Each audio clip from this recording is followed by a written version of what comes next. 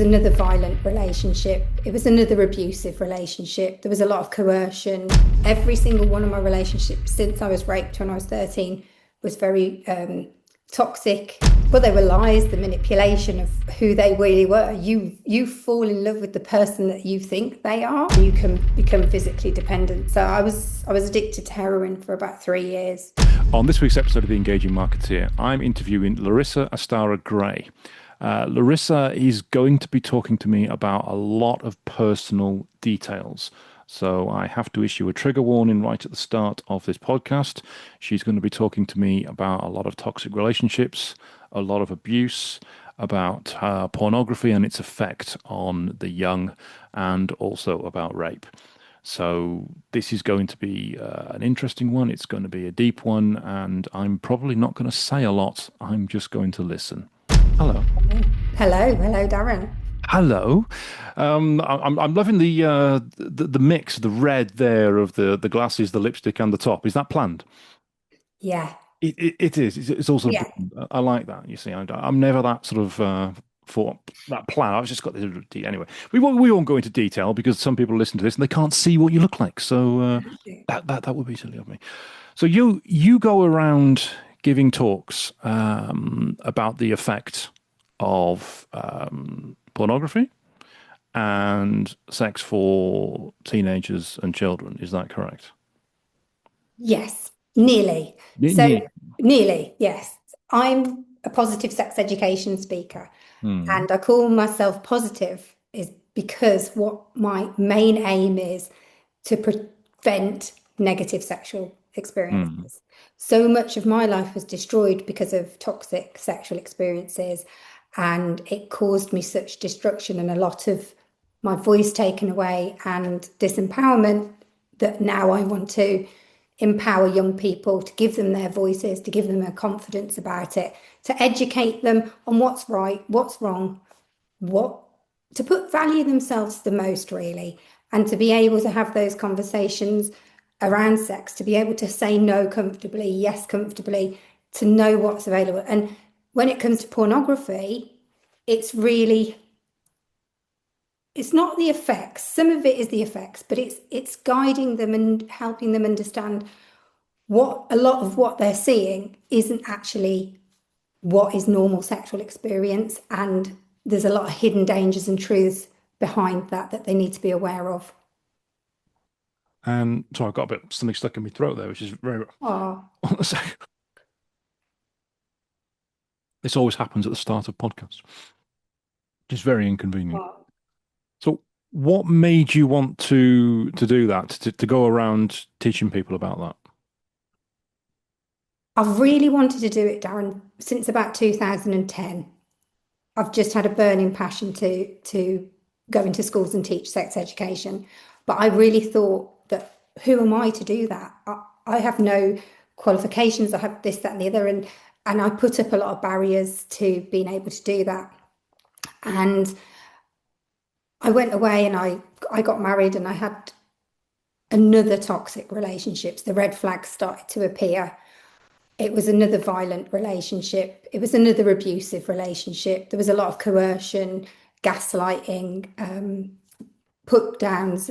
It was hell. And we had a child and he was coming up to 2. And I found out that my husband had been cheating on me since 2 weeks after we got married. And it was kind of like my get out of jail free card because it really pushed me to say, I'm done. I'm not going to have another toxic relationship. I'm not going to have another unhealthy relationship. I'm not going to let my son see me being called a bitch, a whore, and a slut. I'm not going to have him see me being hit or with bruises all over me.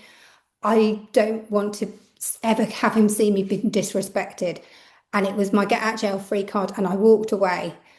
I spent the next 8 years focusing on being the best mother I could be and giving my son everything that he could. And he's really thriving and nourished. He's doing very, very well in his life. He plays ice hockey. He has just passed an exam to get in a very good school.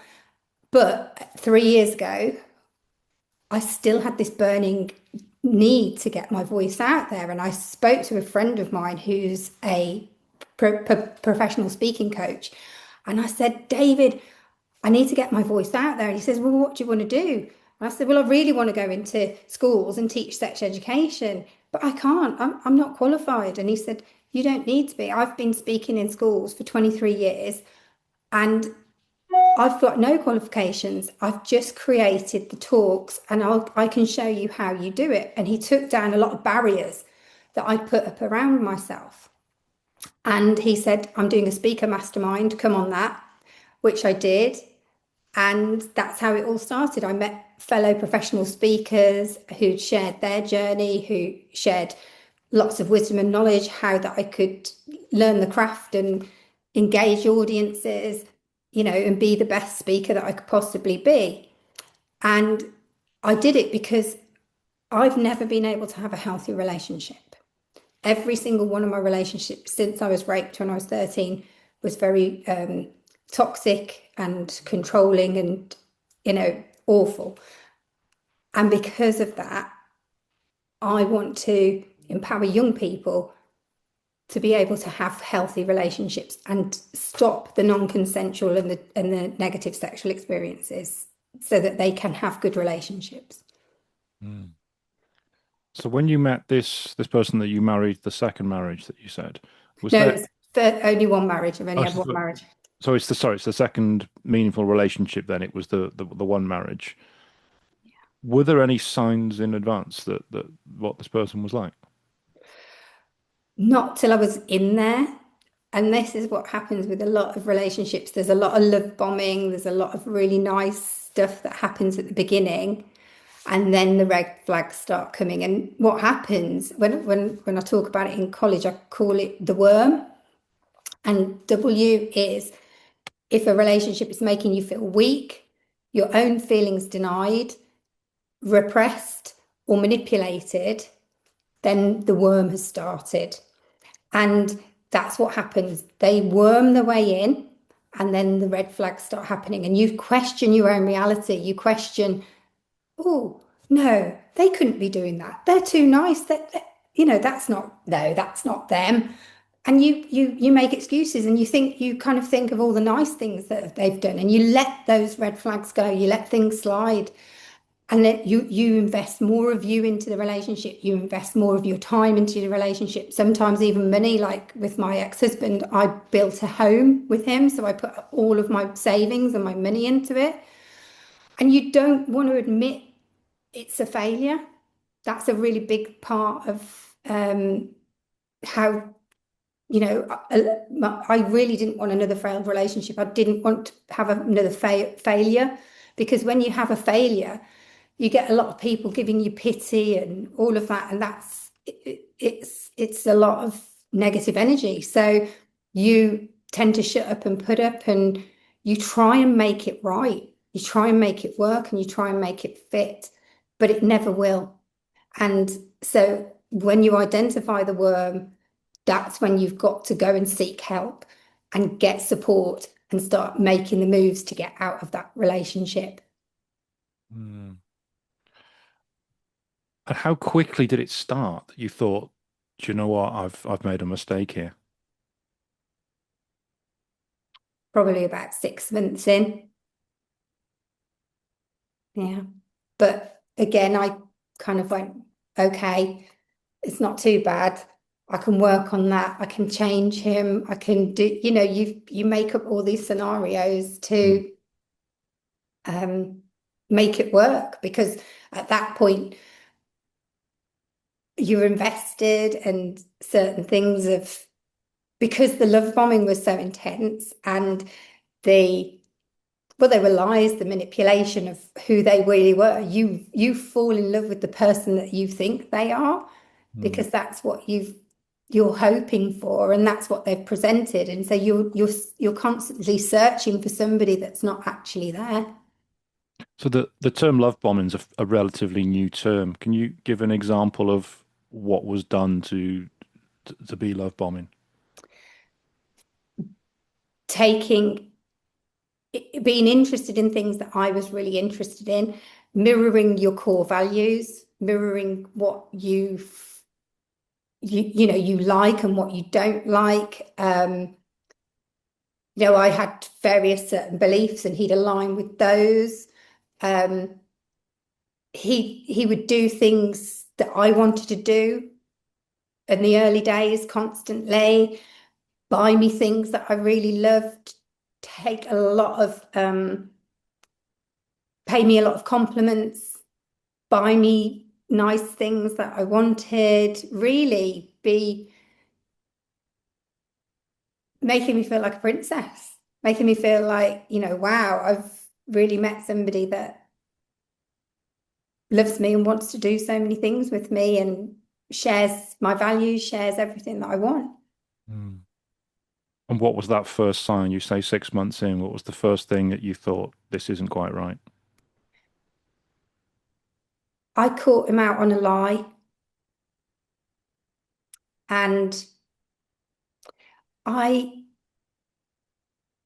was supposed to meet him in Cairo. He lived in Egypt, so I was meant to meet him in Cairo. He said he was in Cairo. He was a tour guide, so he was guiding people around the pyramids and doing some certain things in Cairo. I said, well, I'll come to Cairo. We can go to the pyramids and then we can fly back to Luxor together and do da da da da da da.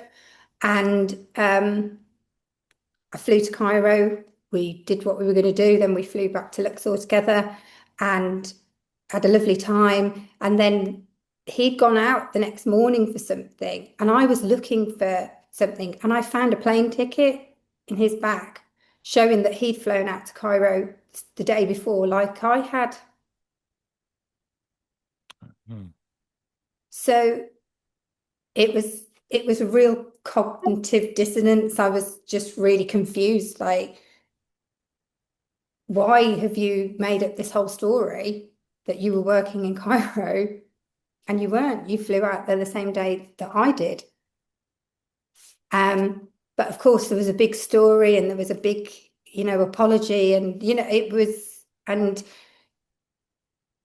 so you start questioning yourself, but at the same time, you're getting again love bombed with some other stuff and told, this had gone wrong and he didn't want to let me down, and it was all turned on to support me and to help me, but it wasn't.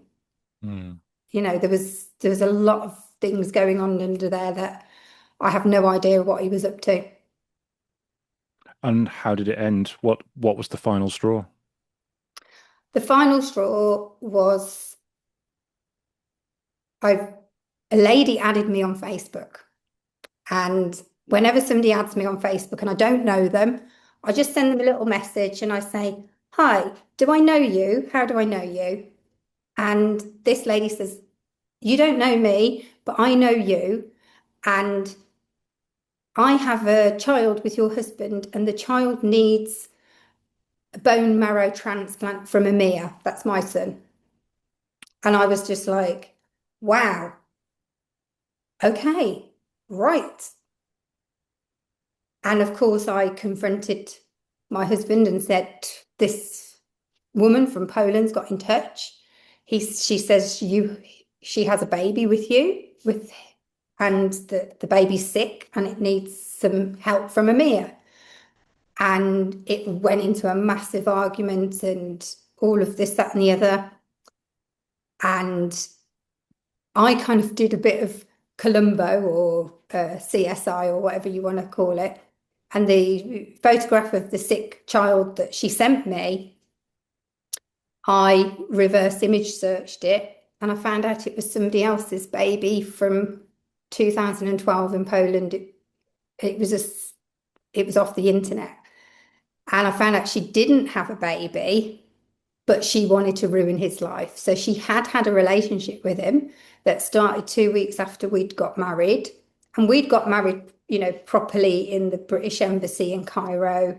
Um, because in Egypt, you see, sometimes they have what they call business wives.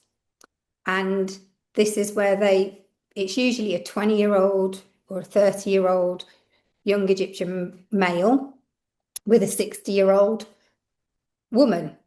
and they've obviously come to Egypt on a holiday, and then they are love bombed by a young man, and then they start siphoning off their money. Hmm. But because there was only 10 years in between me and Hamza, I didn't think I was a business wife. Um, but and also business wives don't tend to get the proper full marriage at the embassy in Cairo. They tend to get something called an orphy, which is just a marriage paper in a local lawyer's office.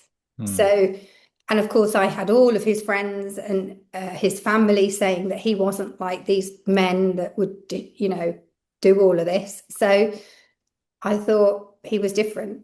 But yeah, so it was, I don't know where we are with the question, but I don't even know what the question was it at this was. stage. Yeah, so it was yeah, so he'd been having an affair for 2 weeks since we'd got married. Yeah. Wow. But So, but so he business didn't have wives, the job. so business wives is a thing in Egypt. It's just a standard thing that everybody accepts that Yeah, well, I young don't know whether Egyptian they men will accept. marry older women on a holiday, and it's just a transactional thing. So they legally marry, but not with full marriage rights. Yeah, because in the Islam and in the religion, they can marry four wives. So a lot of the Egyptians will have an Egyptian wife that they will have children with that's of childbearing years, and then they'll have a business wife that will end up paying and supporting them and supporting their Egyptian family. It's quite a common thing. And do the business wives usually know that that's what's going on? They don't at first, and then it gets to a point where suddenly they'll say, "Oh, I need to have an Egyptian wife. My family wants me to have an Egyptian wife." Da da da da da, and they have to either accept it or they have to walk away and lose all the money they've invested in that relationship. And I'm guessing the business wives are usually Westerners from the UK or the United States. United States, Germany, Holland, Poland, yeah, Russia, all different. Um, yeah, all over the world, different. Because Egypt's a major tourism site, with all the ancient Egyptian stuff. So, yeah, And do you know if your now ex-husband, presumably, yeah, did he did Very he X, large very, X. very ex? Did he have other wives that you knew about or found out about? Well, he obviously had this Polish woman, and what he would do is I'd be over there for a month or so, and then I'd come back to England for a bit. She would come out, and then as she went home, I'd come back. So it was, and whether he had other women on the go, probably. I wouldn't, I'd Like a put, timeshare, really, I suppose. yeah, a little Yeah, bit like that. yeah. So, yeah, I don't know. There probably is more. Yeah. Hmm. There probably is. I mean, that is a pattern. That's something I imagine that someone's not going to stop because it worked for him for a period. And you got what he wanted. How did you meet him? I had been going out to Egypt for about 7 years before I met him. I loved ancient Egypt since I was a little girl. I was fascinated by all the temples and the tombs and all the mythology, and I'd studied it for many years, and I loved all that side of it. So I used to go out to Luxor and go and visit all the different temples and sacred sites all over Egypt, Cairo, Alexandria, Aswan. And one year, I heard all the stories. I knew all the stories of the, the business wives and all of it. You saw them walking down the streets together, and some of them looked really, it just looked so wrong. Um, and I swore I'd never have anything to do with an Egyptian because I wouldn't know whether I could 100% trust. And, I was a bit wary of the lies and also the Muslim religion because of the multiple wife thing. And Hamdi turned up as my tour guide to take me down to the Temple of Aswan one day. And I just had an instant attraction to him. And he just seemed to have an energy that was different to everybody else. And I really believed that he was not like all of those because a lot of them were very sleazy and but he was not like that. So I really did convince myself that he wasn't one of them, but he Mm. was. And I'm not proud to say it. It was a very hard lesson. But it's a lesson by all accounts you've had Mhm. to learn a few times on the wrong partners. Yeah, a lot. Yeah. You said that was the second abusive relationship, I believe. No, that was probably about sixth Okay. abusive relationship. Yeah. What was the first? The first was, God, I'd say it was probably, I was raped when I was 13, and that set up some very deep negative self-beliefs. Like I was unfit for human consumption, that men just wanted me for sex, that I had to accept violence, um, that I wasn't worthy of connection. And it also set up deep shame, which again, Dr. Bream Brown says shame is the fear of not being good enough connection. It set up no self-respect because I wasn't respected, sex wasn't respected. So I didn't have any respect for myself. I felt worthless. Mhm. Um, so as I got into relationships, I attracted men that fitted those beliefs and those patterns. So at 14, I was at school and I attracted a guy that was very wealthy, actually. He was the son of a multimillionaire, but he was quite a character and a bad boy and a bit of a rogue. And we got into all sorts of trouble together and stuff over the time. And that's a little bit of violence seeped into that. We'd have quite violent, volatile arguments and things were thrown at each other and stuff like that. And then when I got out of the relationship with him, I How old was he, by the way? he was a year older than me, so about 15, 16. And then when I got out of the relationship with him, I went out with this guy, Billy, that lived in Solihull, and he was working in a clothes shop, but he was stealing from the clothes shop and then he stole from me. And some of the things that he did to me were quite violent. And yeah, it just kind of went from one bad boy to the next. By the age of 18, I was going out with a drug dealer who was quite earning quite a lot of money from drugs because when you've been in lots of toxic relationships, you get a bad reputation. You're a bit slut shamed. And when you have a reputation is like shame on steroids. You think, oh my God, do they know about me? You can't look at anybody. You don't feel comfortable in your own skin. I know girls that have left um, town to get away from a reputation, start off somewhere new, or even go move to a different country.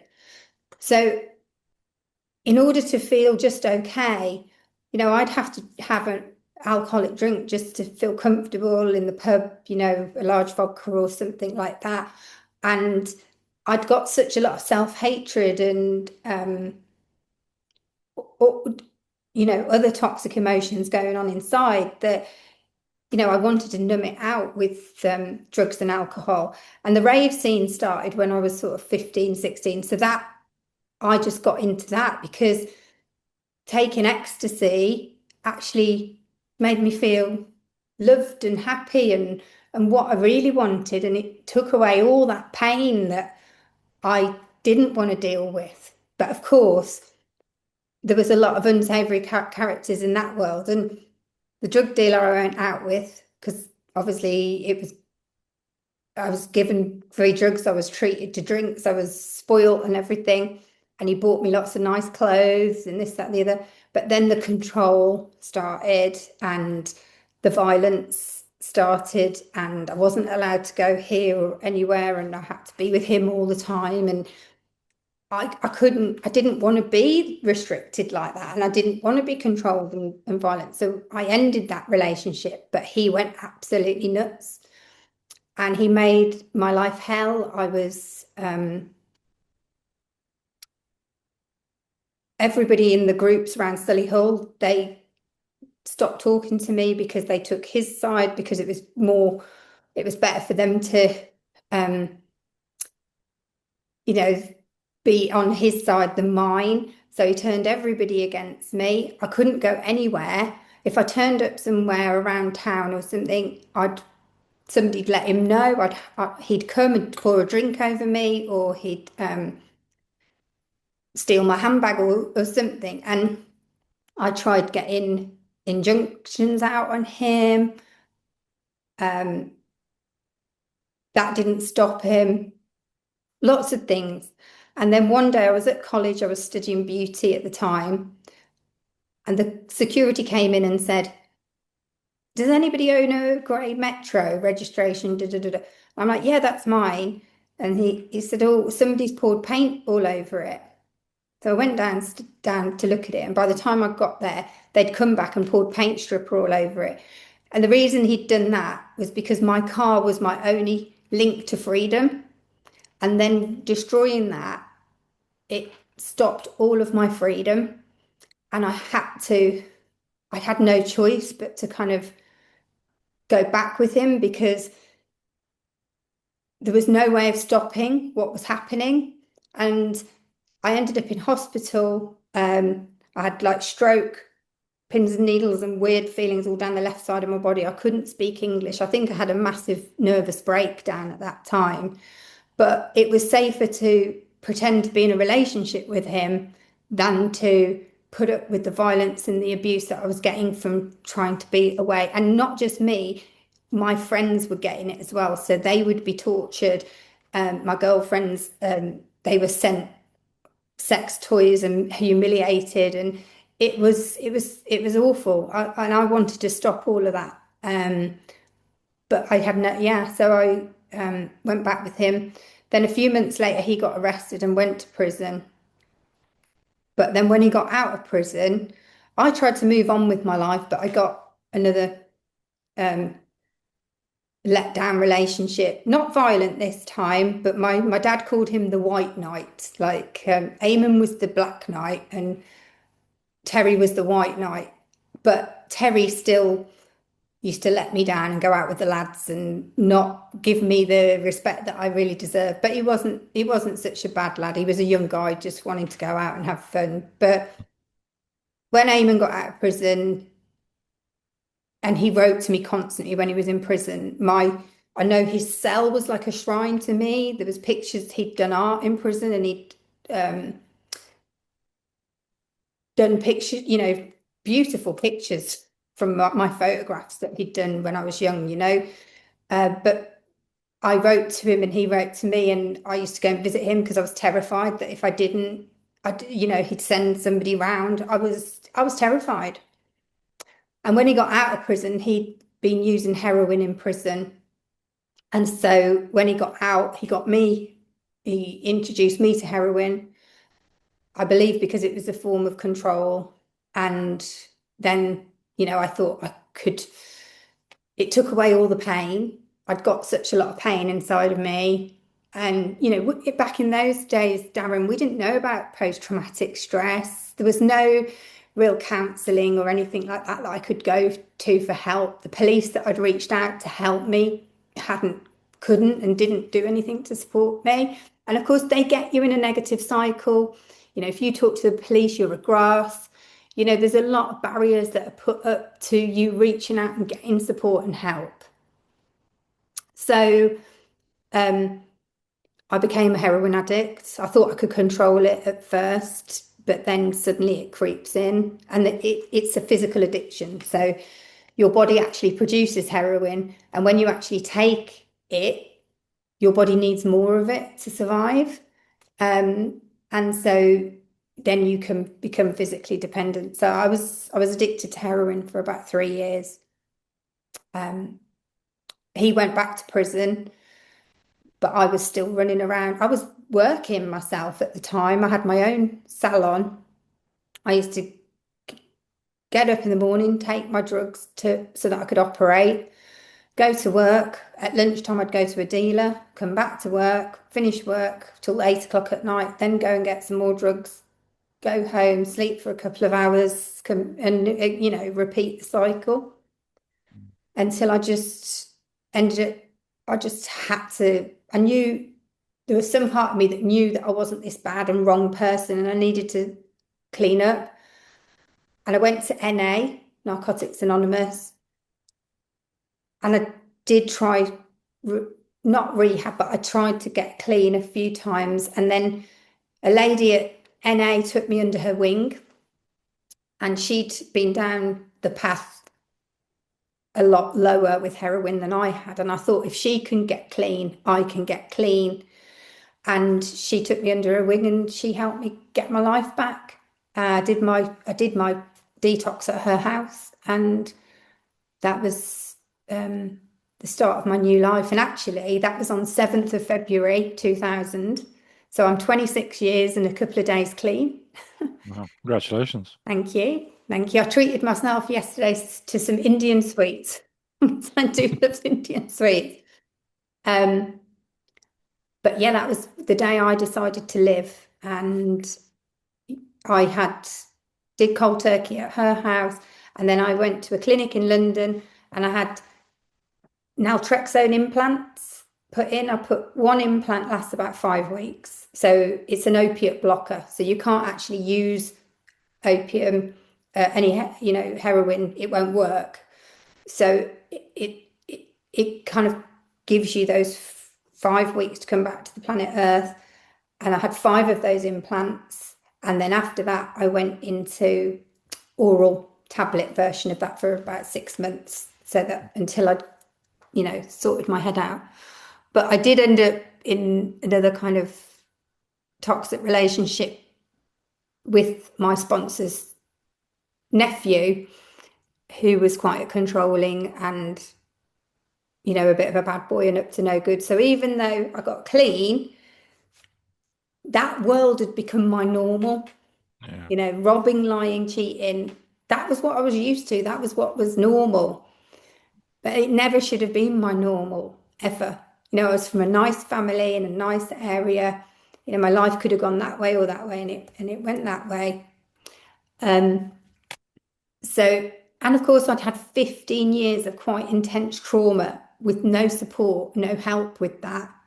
And, people used to say, oh, she's just angry. She's an angry woman. But I had a right to all that anger. I'd had such a lot of pain and trauma and suffering. And this is what I show the young people at college. I'd show them a chart called false feelings chart. And on the left-hand side, it tells you the false feeling, like being cheated on, abused, or all the different lied to or whatever. And then the middle column tells you what the real feelings are underneath that. So there might be anger, distrust, self-hatred, all the real feelings that are underneath. And then it tells you on the third column what you need to balance that out. What are the needs? And I was having all of the first column happening to me with none of the support or the needs filled at all. So yeah, 15 years of trauma. I then went into more and more, they were just negative. I was still repeating the negative relationship patterns. But Darren, I kept working on myself, and I also got help when I got off heroin through acupuncture and through energy healing. And that really, really helped me understand a lot of the mental and emotional patterns and stuff that I'd been playing out, and helped me understand that I wasn't wrong. And so then I started to learn some of these things myself. So it's been a long journey of 30 odd years of self-healing and self-work. And it's like, me and my friend call it the eternal onion, because I had so many layers and layers of trauma that it takes a long time to get back to who I really was and to reclaim myself and reclaim my voice. So during this time, relationships started to get a little bit better each one, but in the time I'd have a toxic relationship, and then I'd probably shut down for a couple of years. I remember having what the doctors called ME, but I don't think it was ME. I just think it was post-traumatic stress, and I literally couldn't go out the house apart from to walk my dog and then go back to bed because I just couldn't. I couldn't process everything. Um, but I had a healthy-ish relationship in 2011. But again, I don't think he wanted the marriage and the kids that I really wanted at that point. So he kind of had lied and manipulated about that. But that was probably the most healthiest that I ever had. And then I thought my marriage was healthy because it was aligning with a lot of things that I wanted. But if they'd have been true, he would have been amazing. But they weren't. But they weren't true. I was gonna ask actually because you mentioned how you didn't feel worth to yourself of connecting with the right person, which is why you seem to be attracted to the wrong people throughout your life. I was wondering if perhaps if the right person had come along, maybe you would have pushed them away Yeah. because the qualities in that person weren't what you felt you deserved. Yeah. And I think you hear it now a lot of the time. Your nervous system doesn't feel an attraction with the safe person because that's not something that you've been familiar with. Mm. So it is a whole process of realigning and resorting out your nervous system and getting and clearing all the trauma out and understanding all the different relationship patterns and the relationship stuff so that you don't make those same mistakes again. I had a brief relationship January last year till June, and I really thought that that was going to be a healthy, conscious relationship because I hadn't gone near a guy for like 8 years. But unfortunately, again, a few red flags started to pop up. I mean, not on the level that I'd been used to before, but it wasn't it wasn't right. But I got out and there was no violence or anything like that. But there was a bit of gaslighting, a bit of questioning my reality. Well, that's a positive, I guess. Yeah, but it's got better. It has got better. Mm. And now it taught me, yeah, straight away, I need to ask certain questions and I need to trust my intuition a lot more because I didn't actually ask my intuition if it was completely right for me. And my intuition along the way, I've ignored it. And that's what's got me into the hell that I've been in. Mm. And when I split up with Hamdi, my ex-husband, I really made a promise to listen to my intuition and build a new relationship with that part of me, that inner wisdom. And I had been doing that for a long time with different things. And I hadn't really checked in with it 100% on this relationship because the boxes were being ticked. He was a Buddhist, he was practicing, he was doing all this thing, he didn't drink alcohol. It was just like, yeah, he's written me love letters saying that he's not he's human, he'll make mistakes, but he'll learn from those and work for them. So I'm like, yes, conscious man that's going to work on their stuff. Mm. Yes, yes, yes. Um, but that wasn't the case, unfortunately. So yeah, things slipped and slided, and yeah, so and again the red flags started to happen, and I again was like, no, that's not happening. He's not like that. He's this amazing person. He's yeah, that wouldn't happen. And it was just ignore that. Mm. And I think because my son had been a single, been with a single parent, his dad's been in a different country. He desperately wanted a father figure, and he was getting that, and that was lovely for him. He really loved having a man to take him to play football and to do different things. So I kind of just ignored things a little bit, and yeah, but it got to a point where we couldn't ignore it anymore, and it wasn't right. Mm. So now you go around schools and you talk to people, you talk to children, trying to make sure they don't make the same mistakes you did, or make sure that I presume you speak to males as well to make sure Yeah. they don't make the same mistakes other people did. You referenced pornography earlier. What's your experience with that and how it's affected you, and how do you put that into words for school talks? Well, I think over the past 26 years, as the internet has grown, pornography, the word pornography comes from the Greek word pornogros, to write about prostitutes. But we no longer write about them or see pictures. We're now seeing very graphic video images of them.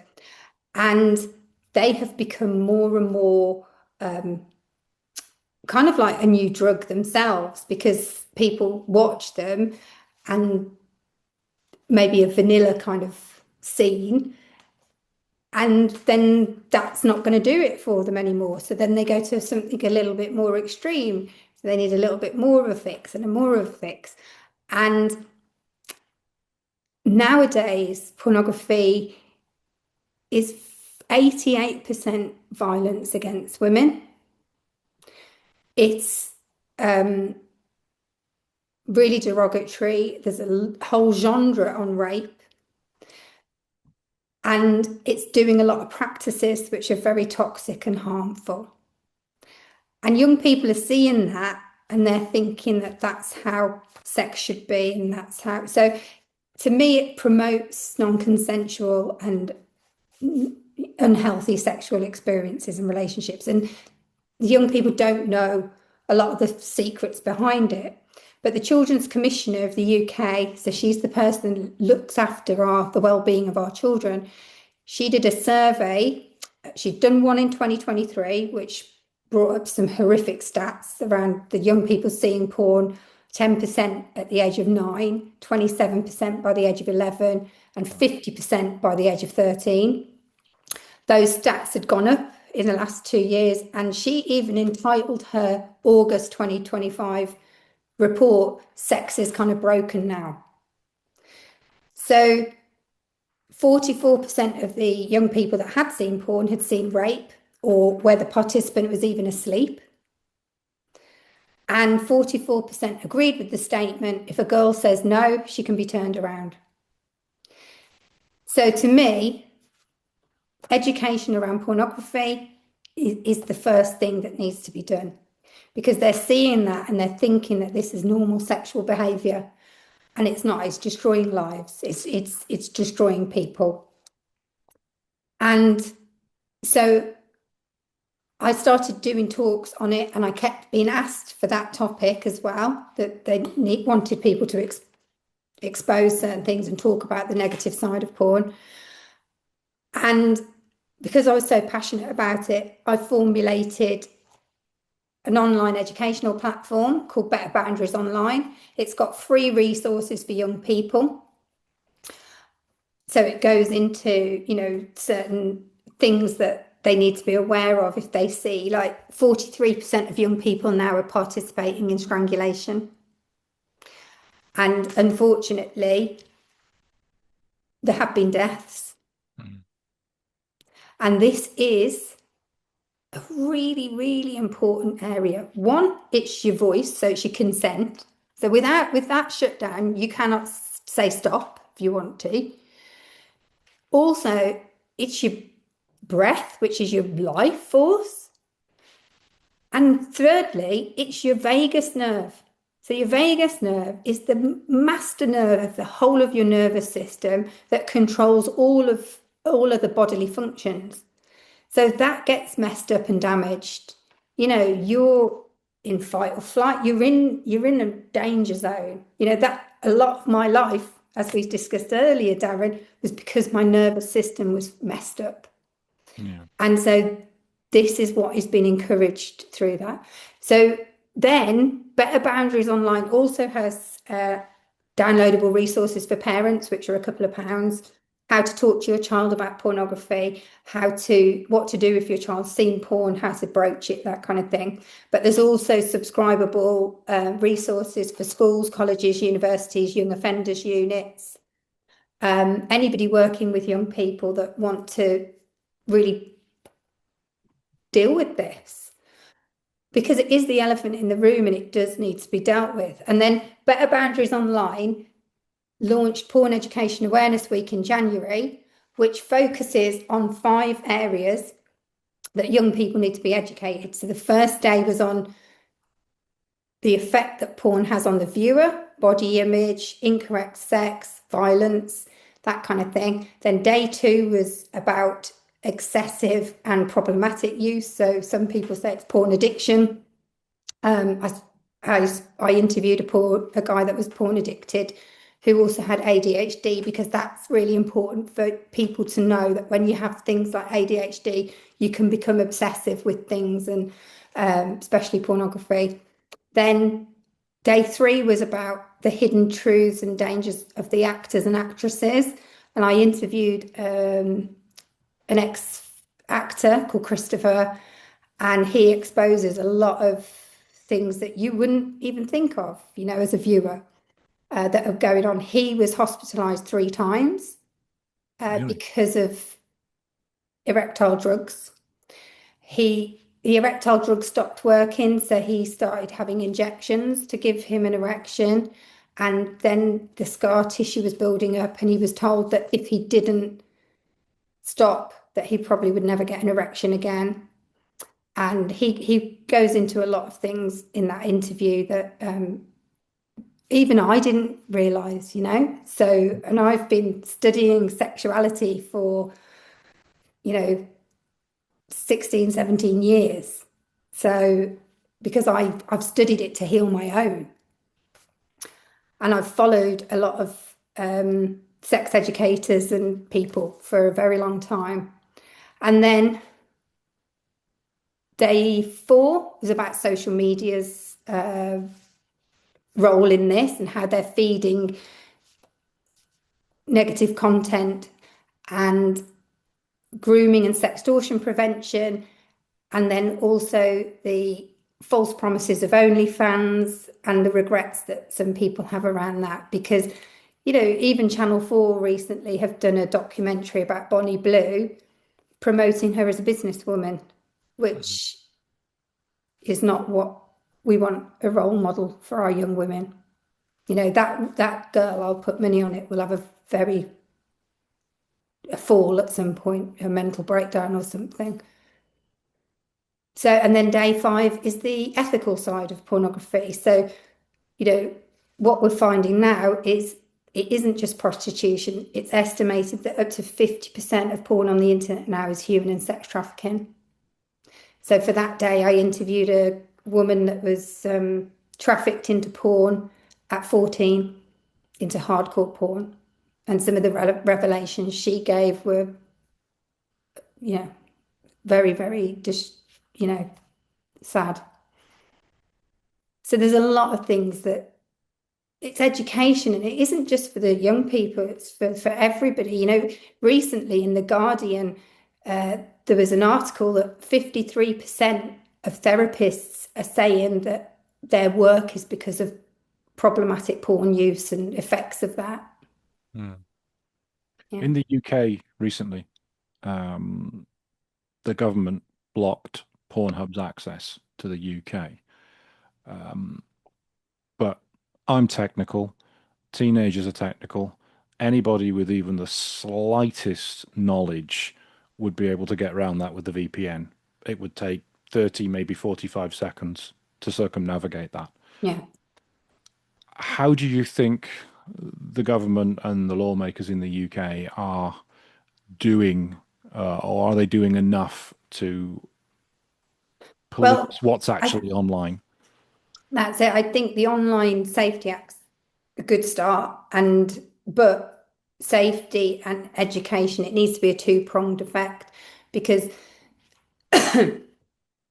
we're kind of sending out a message that pornography is okay, but you can't watch it till you're of 16 or 18 or whatever age it is. But it's really not. It's destroying a lot of people's lives, and it's encouraging very, very toxic practices. So they're the things that need to be educated on and prevented at. And like you said, young people, if they've seen it once, it's going to make them feel good because it activates their sexual energy, and your sexual energy feels good, right? So, but they don't understand that that activation of it feeling good will have an internal conflict with it because there's something going on in the screen that actually they're probably thinking, this feels good, but that I'm not sure whether that's right. Hmm.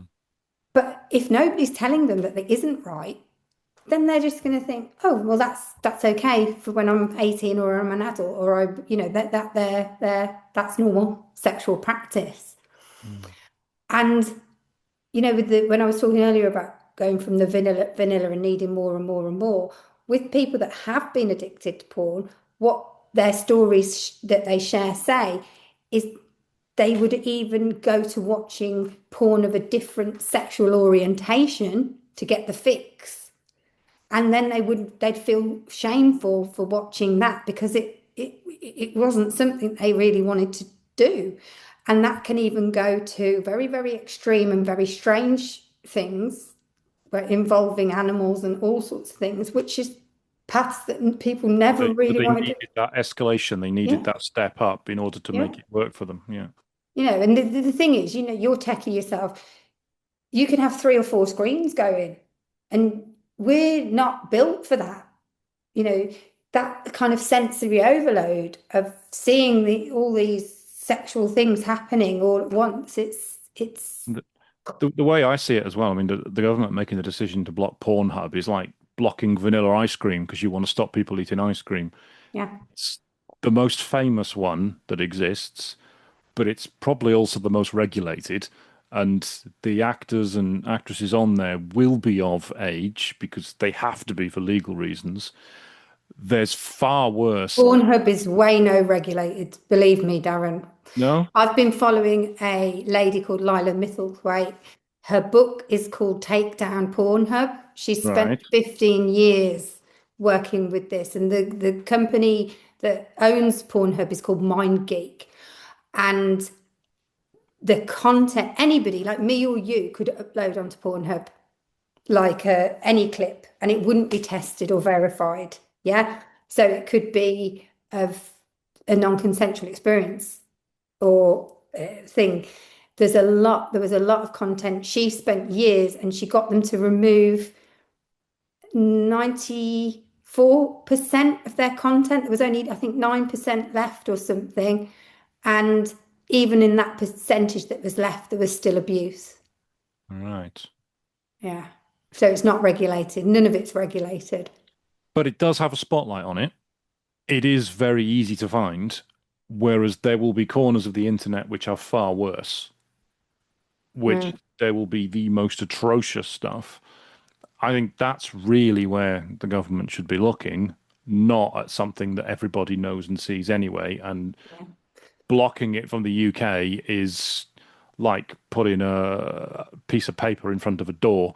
It's not going to stop anybody from accessing it. It really isn't, other than the No. very elderly that don't know how to use a VPN anyway. Yeah. And my son, he's 11, so he's just coming into that danger zone, but he knows tech on a different level. Like I bought him a Switch for his seventh. He was seven at a few years ago. I think he was seven at the time. And on Boxing Day, I came down and I said, "Are you playing online?" He said, "Yeah." He said, "I couldn't do it on my account, so I went on yours." They're tech savvy on a different level. Yeah. And what they found in Louisiana in America, when they put age verification on porn use went down 80%, but dark web activity went up. Of course it did. So that is not a place we want our young people on at all. So yeah, there needs to be a different way and, education around it, like there is around drugs. We have to tell them this is a harmful drug and this is why, and this is what it can do to you, and this is how it can destroy your life. Sex is the most beautiful, powerful thing in the universe. It created every single one of us, but it has been so disrupted and distorted that instead of it enhancing us and bringing us a lot of joy and pleasure, it's been used as destruction. And porn is a big part of why that is happening. And it needs to stop because it's just encouraging so much toxic behavior. Yeah. That's a beautiful message. In some ways to end on, because we are out of time. Would Yeah. you believe we are out of time? I feel like we've only just scratched the surface of what we wanted to talk about, Yeah. but here we are. For anyone listening to this thinks I would love to know more, I would love to speak to Larissa, or I would love for Larissa to come in and talk to my students. What is the best way for someone to reach out to you? Through my website, larissaastaragray.co.uk. I have a big presence on LinkedIn as well, so you can find me Larissa Astara Gray. I'm the only one on LinkedIn. And then betterboundaries.co.uk is the online educational platform, and there's all the information on there for subscriptions and stuff like that. So, and all my details are on the all of those. Okay. I will make sure the links for those are popped below the podcast. So if you're watching on YouTube, it'll be in the description below the video. If you are listening on iTunes, Amazon, Audible, or Spotify or any other platform, it'll be in the show notes below the podcast. You can click on any of those links and you can go through and connect with Larissa. Larissa, thank you very much for being a guest on the Engaging Marketeer. I feel we could have gone on for 2, maybe 3 hours, and it's been a fascinating conversation. Thank you. Wow. Thank you, Darren, for having me on. Yes. Thank you.